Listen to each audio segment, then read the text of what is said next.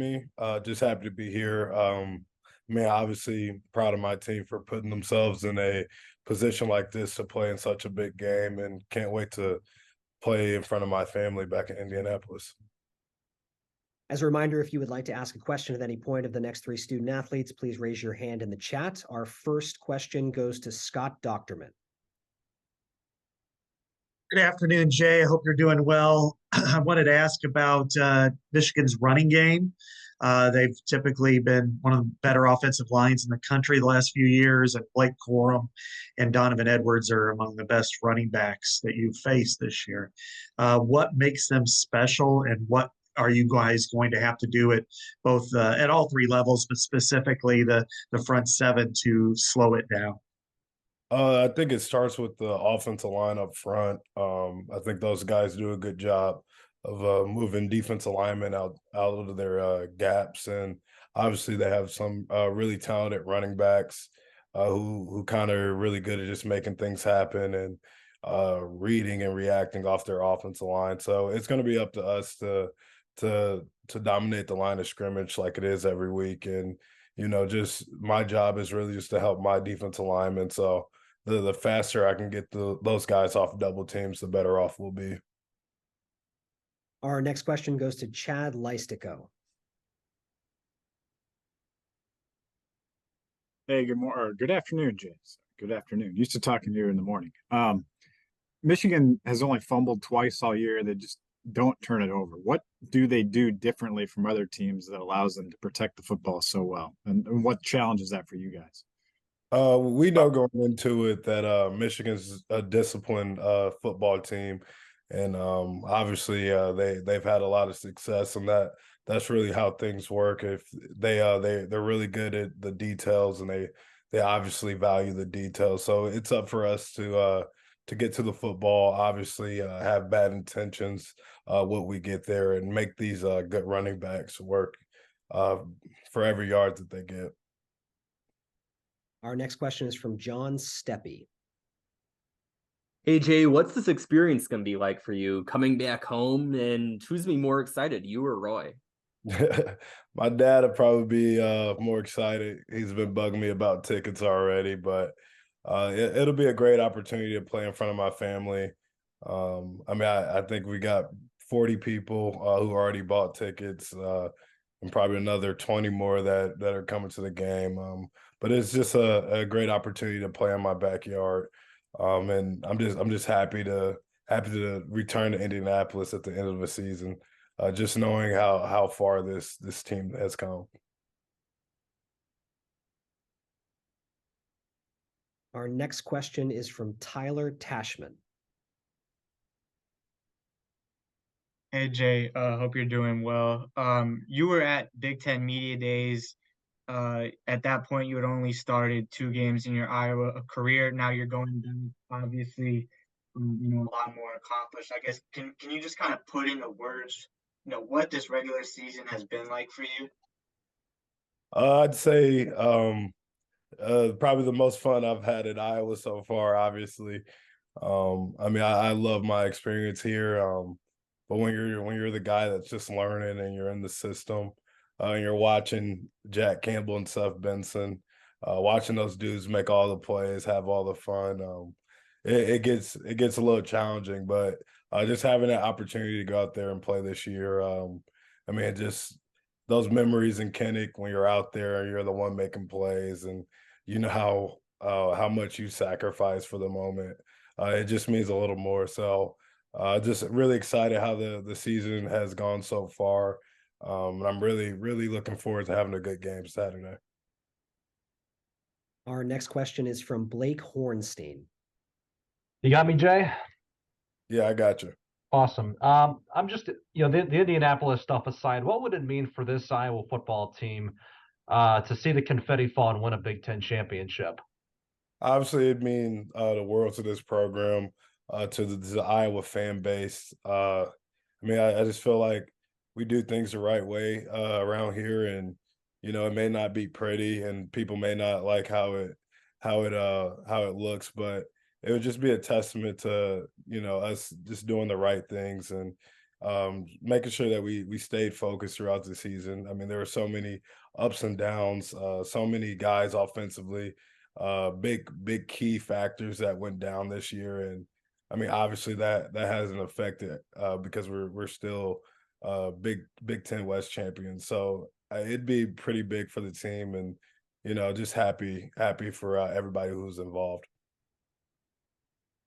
Our next question comes from Andrew Chernoff.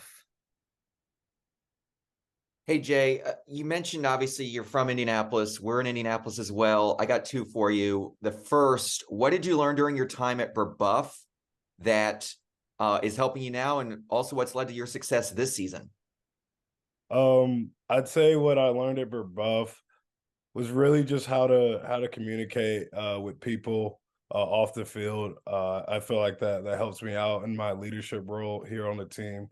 Just having that ability to be able to connect with everybody, and there's 120 guys on the team, so you got to be able to treat people how they want to be treated. And I feel like Brebeuf did a great job instilling that into me, and then also my coaches at Brebeuf, football and basketball. I was coached by a college coach for basketball, and the same way that he preaches details and what a practice should look like, it was the exact same way when I came up here. So obviously I knew how to be coached hard, and I knew how to take coaching. And one a thing that's helped me this year is just the guys that come before me.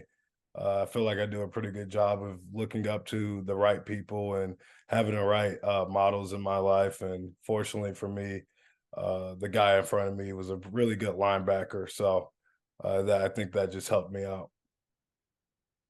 Got time for one or two more here for Jay. Our next question comes from Scott Docterman. Jay, the discussion nationally and regionally is that this is a mismatch, or at least on paper. I think there are 23. Michigan's a 23-point favorite. Has any of that discussion filtered its way to you guys as being the extreme underdog, or is it block the noise out and we don't care what anybody says, or is it a little bit of both? I'd say it's block the noise out. I mean, we're at Iowa, so we understand the type of love we get from the media.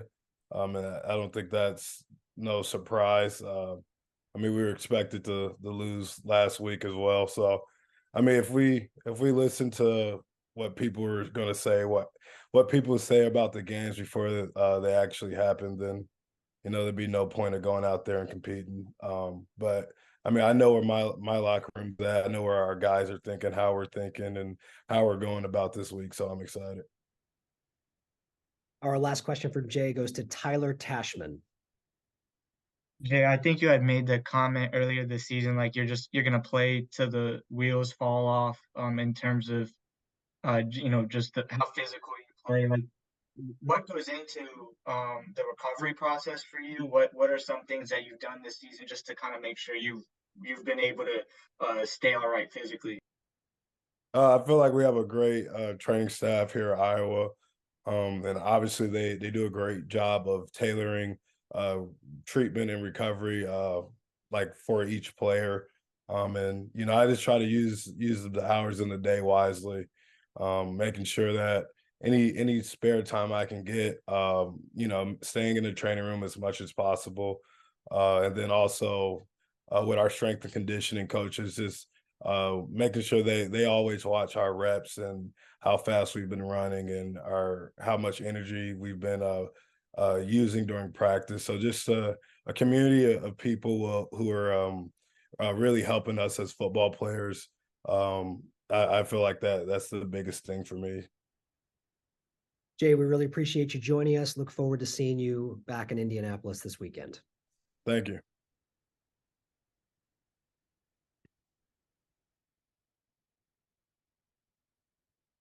Okay, next joining us is Hawkeyes junior offensive tackle Mason Richman. Mason, if you wouldn't mind making a brief opening statement, and then we'll open it up for questions.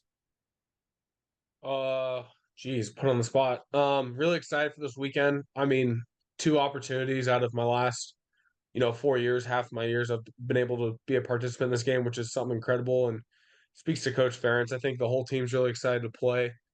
I think you guys had Jay, and he's one of our number one leaders on the team, one of our team captains. So he said a lot of things when I was in here, and him talking about us not hearing noise. That's the biggest thing for us. And I know we know what the narrative is going to be, but we really don't care. And yeah, I'll take questions at this time. Okay, our first question comes from Chad Leistico.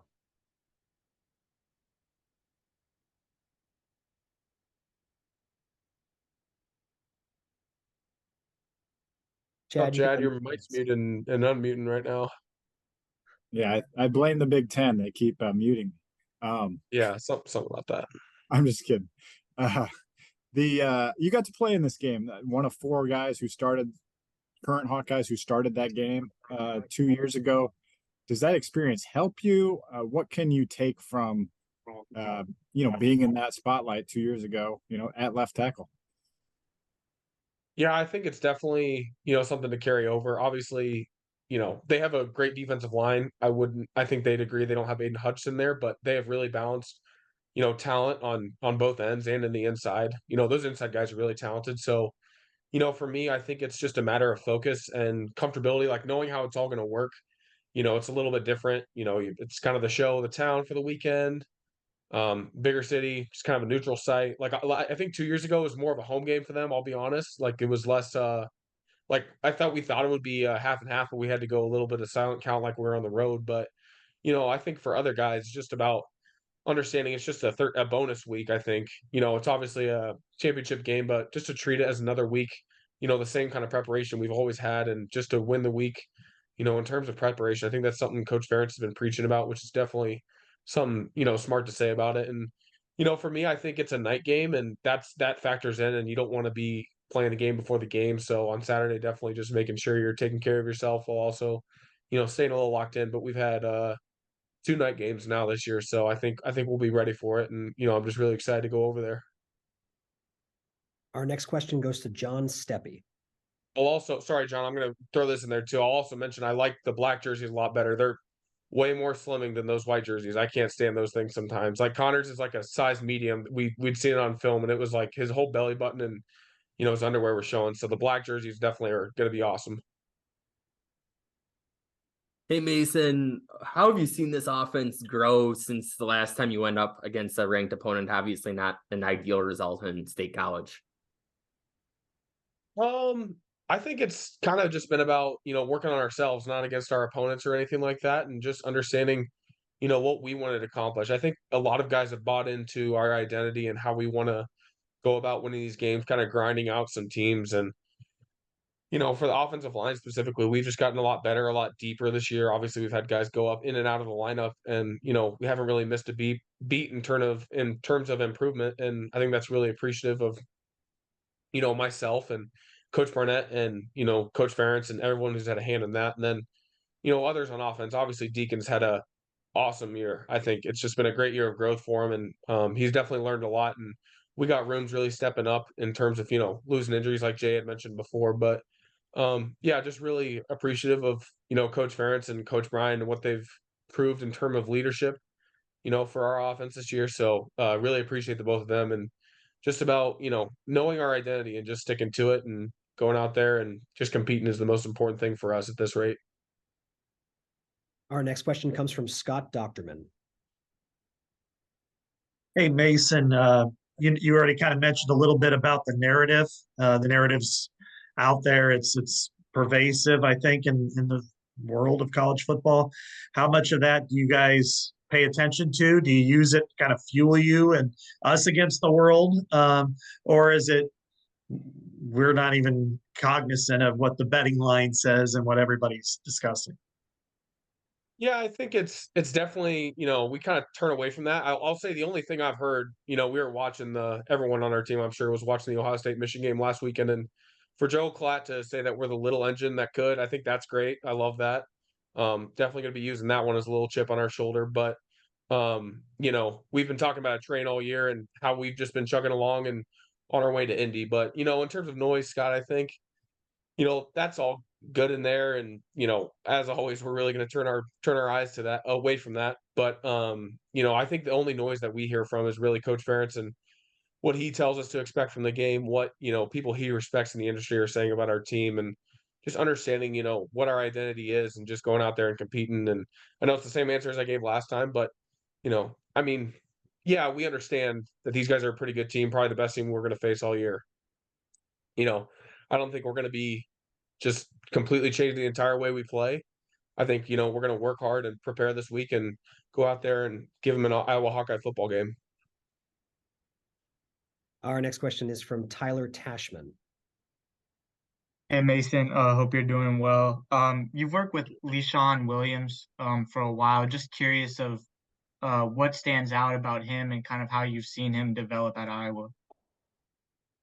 Yeah, I think LaShawn's done a great job this year. We've had a flurry of backs in and out of there, and I think he's been pretty consistent throughout the year in terms of his effort and preparation, and what you can expect from him on the field. And I think does a great job in pass protecting, which is something I know they take pride in the running backs room, especially Coach Beth coaching them up. And yeah, LaShawn, I mean, I don't think he didn't play much 2 years ago. Last year he played a little bit more. This year he's obviously almost kind of been our lead cat in that room. And, I think from him, I've just seen him be a little more patient while also going forward most of the time. And I think that's something that really speaks to him and what he's worked on in the offseason. I know he's been working with like our nutritionist and our trainers to try to stay on the field as much as he can. Me and Dunk have been trying to tell him to eat more carbs the night before a game and everything like that. So, for him, it's just going out there and competing. And I think I've been seeing it in practice for a while. During camp, he had a great fall camp and spring ball too. So, I've just seen nothing but progress from that guy. We get really excited when he comes in the huddle, and just like the other backs, like every time you see a new one coming, it's like how this guy's kind of going to run. It's not going to change, how we block per se, but what kind of a play this guy can make each and every time out there on the field. So, no, love all those backs in the room, and LaShawn's done a great job this year. Got time for one or two more for Mason. Our next question is from Adam Rittenberg. Mason, I hope you're doing well. I'm just wondering if, as you think about a way for Iowa to win this game, how does the number of possessions or possession time staying on the field, how does that factor in, given how you guys operate offensively and how Michigan does as well? Yeah, thanks. That's a great question. I think last game, obviously, we had a pretty good time of possession in the first half, and the second half not so much, and that kind of speaks to how much success we had. And for us, there's the ABCs of how we do offense are possess the football, advance the football, score the football. So you can't do the next two without doing the first one. So obviously, taking care of the football, just advancing it forward is the most important thing for us. And then once we get down there, we have opportunities to score, or we can take advantage of something that they did wrong, on a big explosive play or something. I think our guys will be ready to do it. I think we always want to possess the ball. Shoot, if we could possess the ball for 40 minutes, that'd be great. And obviously we'd feel pretty dominant in that sense. And, those guys on the other side would be hands on hips, a little bit more tired. And I think just making sure that we possess and advance and then score the football when we get opportunities like that is the most important thing we can do, to come out successful on Saturday night. Our last question for Mason goes to Elliot Clough. Hey Mason, not quite related to the game ahead, but was on the field at the end of the game on Friday and heard you chatting with the Nebraska fans a little bit and said, go home, celebrate Christmas. We just wanted to ask you about that, if you were hearing them chirp during the game or what you were thinking there. Oh yeah, I mean, not to dwell on it too much. I just think, I have a lot of respect for, their program and obviously what it means to those fans around there. And, I think Coach Rhule I think honestly he's going to do a great job out there, from what I've been hearing about how he conducts business in that building. I think he's going to be really tremendously successful there. For me, it was just a big rivalry and, maybe let the emotions get the best of me. But I think in that moment, I don't think Coach Ferentz was going to bat an eye to anything like that. And, those fans, they're really rowdy and getting into it. And, we had a security guy right behind us and he was chirping our offensive lineman. And I'm just like, what are we doing? I mean, this guy was supposed to be protecting us from, I don't know, maybe like an object or something coming in or, I don't know, maybe someone rushing the field and he's chirping our offensive lineman. I'm like, what are we like? What is this show out here? But that's like why like Kinnick, it's the same thing. Like we got the security guard right behind us chirping us, but in Kinnick, there's not enough space on the sideline. People complain about it all the time. I'm sure it's the same thing, even if like there you have 30 yards in between you and the stands. But no, just definitely the emotions of the rivalry and everything like that. And just to send them home for Christmas is one of the better feelings I think we've had this year. And obviously Marshall, I had no idea even, I'll also mention this, I had no idea Marshall was kicking that ball. I came off the field and I ran over the D-line bench and I'm like, someone pray with me right now. So like we were all just praying, bowing our heads, and all I could see was the ball fly in the air. And the ball flies in. I'm like, great, we won, like we said, the emotions. And then I saw Marshall getting carried off. I'm like, I'm like, oh my gosh, he just made that. So no, just a great moment for our team. And like you're saying on the field, that was just, emotional support, I guess, for my guys and against those fans and everything like that. So yeah, we're just excited to be able to participate this Saturday, and all eyes ahead to Michigan now. Mason, really appreciate you taking the time. Good luck this week, and we'll see you in Indianapolis. Thanks, guys. Appreciate it.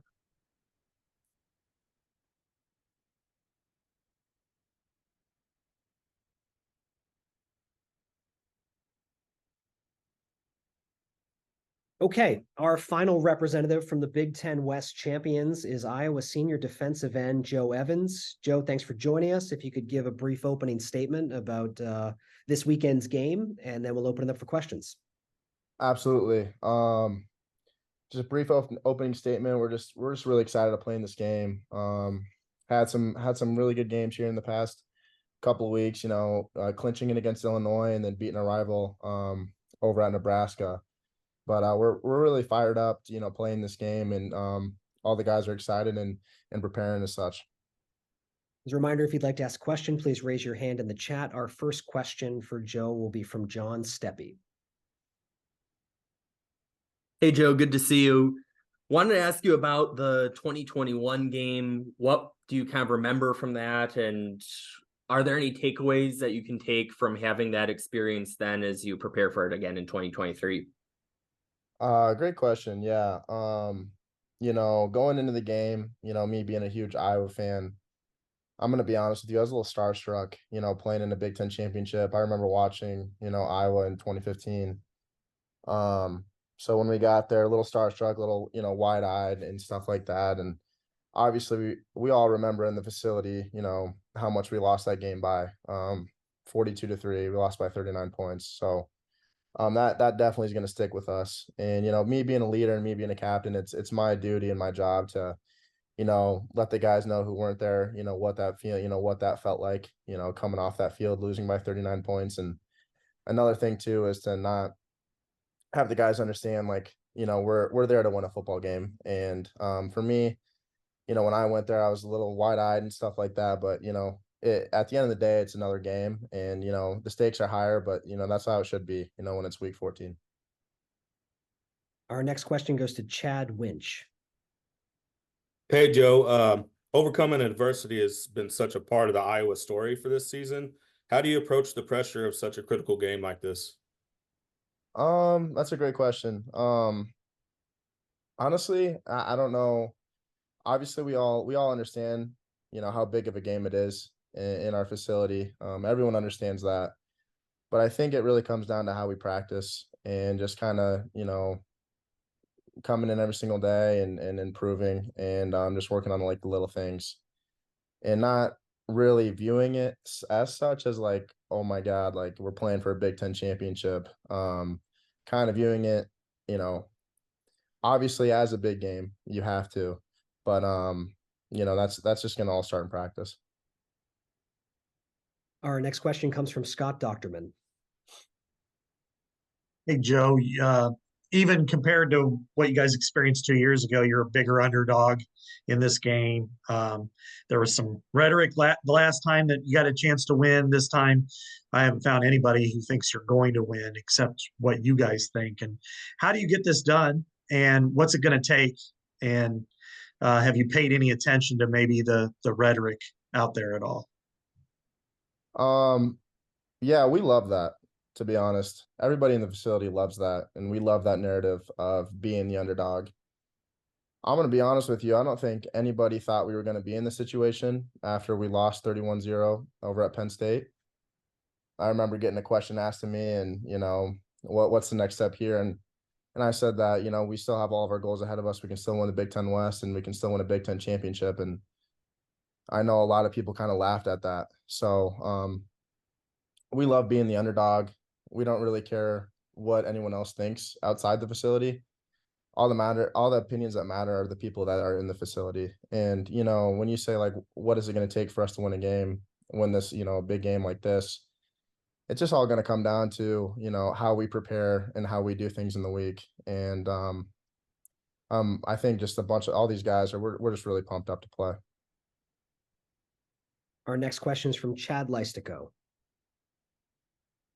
Hey, Joe. Obviously, you were on the field 2 years ago. I think you played, looked it up, 28 snaps. And you got to face them last year at Kinnick Stadium. So a little bit of familiarity with Michigan. What is the key defensively to kind of slowing them down? Yeah. I mean, Michigan, they're obviously a tremendous team. Everyone sees that. You know, you turn on the tape, you watch a game on Saturday, you can see how, you know, just how well coached they are. I think a big part of it is, you know, being able to stop the run. That's really where they, you know, get things set up. And, you know, Corum's he's a tremendous back. I think that's where it really starts. I think there was a stat against when they played Penn State in the second half, all they did was run the ball. So we just have to be really sound there and just, you know, out like we always say, just be playing tough, smart, and physical the whole day. Next question goes to Matthew McGowan. Hey, Joe, going back to that game against Michigan last year, what do you remember from JJ McCarthy and what do you expect to see from him on Saturday? Yeah, I just remember how gifted and tremendous of an athlete he is, and how he is able to escape the pocket at any moment. And, you know, it's not like he's escaping to go throw the ball out. He's escaping to go make a big play down the field. So that's what I remember. And, you know, for us, I think a big thing, you know, that we've been talking about is just trying to, you know, keep him in the pocket as much as possible and trying to, you know, affect him as much as possible in the pocket. Next question is to Tyler Tashman. Hey, Joe, hope you're doing well. Was just curious how you've kind of seen Jay Higgins grow over his time at Iowa and, you know, just kind of what he's done this season, how he's gotten to this point. I'm gonna be honest with you. I'm really not surprised at all with the season he has. And, you know, that might shock some of you guys, but you know, I've been here for 6 years, you know, I'm an old guy. And I've seen how he has come to work every single day. And, you know, when a guy is working his tail off like he has, and when he goes out there and he's making big play after big play, leads Power 5 in tackles, to me, it's not shocking because I see all the work that he's been putting in. And he means so much to this team. He's a tremendous leader on and off the field. So we're just really lucky to have him. Joe, we really appreciate you taking the time. Good luck this week. We will see you in Indianapolis this weekend. Absolutely. Thank you.